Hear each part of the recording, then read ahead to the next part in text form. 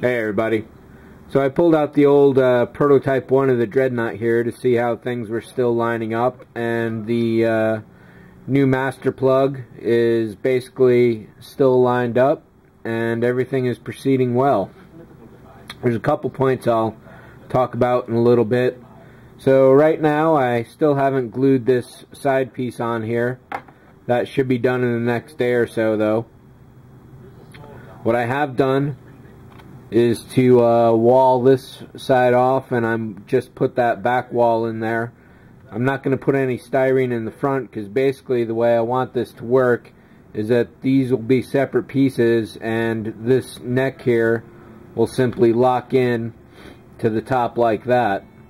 So when the saucer is on here, this whole area is going to keep that from bending backwards theoretically once I get more of that fit, of course, and I'll show that in a minute. And then this key here should help in actually putting this in.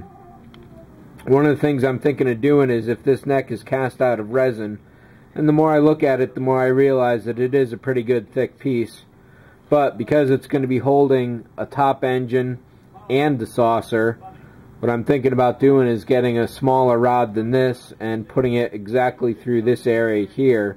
So it'll rest on this side block, it'll go straight down through the front of the neck here, and pretty much go straight up through the back of the pylon up there. It's going to be a really tight fit. The rod itself could be almost any size to cover this bottom part, but obviously the pylon itself is going to be fairly thin. I think this is, no, it's definitely not a 1/4 inch. It could be a little less, maybe 3/8. So this happens to be a 5mm rod, and I think a 3mm is probably going to be the ideal there.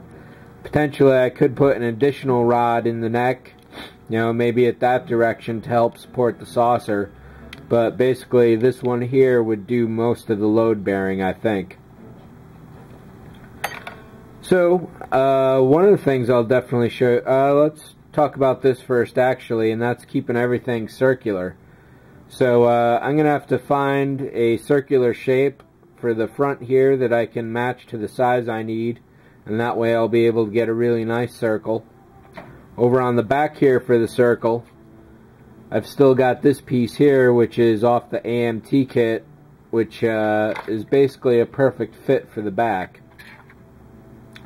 So I did some lining up and basically putting the deflector ring here straight to the top and marking off a little pinpoint puts the center exactly where it needs to be.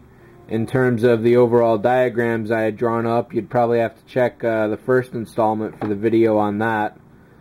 But as you can see here on the side and even on the top view, there is a little overhang. So basically I'll be extending that shape that's missing all the way right until the pylons here. That should do pretty good at filling out that area. I may be able to do some more on the bottom here to bring that shape in, but basically the top itself can't go beyond this pylon line because that's definitely the end of the road there as far as that's concerned.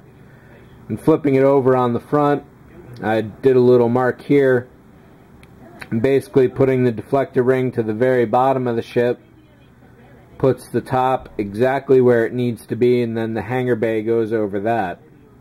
I am considering, before I get to that though, essentially what's going to happen here is this will be its own little end cap that'll go on the back attached to this mold, and I'm thinking about a faceplate here to go on the front there, so that'll help in the casting as well. So one thing I am considering is that just as there's a hangar bay straight up in front here, this is a really nice deck line right there, and a hangar bay will fit on the back, so what I'm thinking is doing a separate end cap of a hangar bay, so potentially you could have shuttles going all the way through, and this would really be more of a system control ship than a Dreadnought. Pretty sure Dreadnoughts are defined by their firepower, whereas if this had 2 shuttle bays, one at each end, which I think makes more sense than deflectors, that could definitely make it a more powerful ship overall.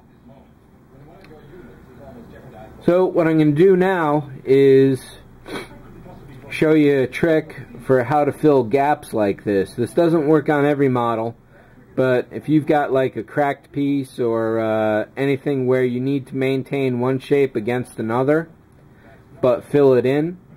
So basically here I could just start slathering all sorts of putty on there and kind of get the shape, but then doing the cleaning I'd lose this really fine line here and I'd never be able to get a right angle going on. So let me pause the video and I'll get back to you in a second here.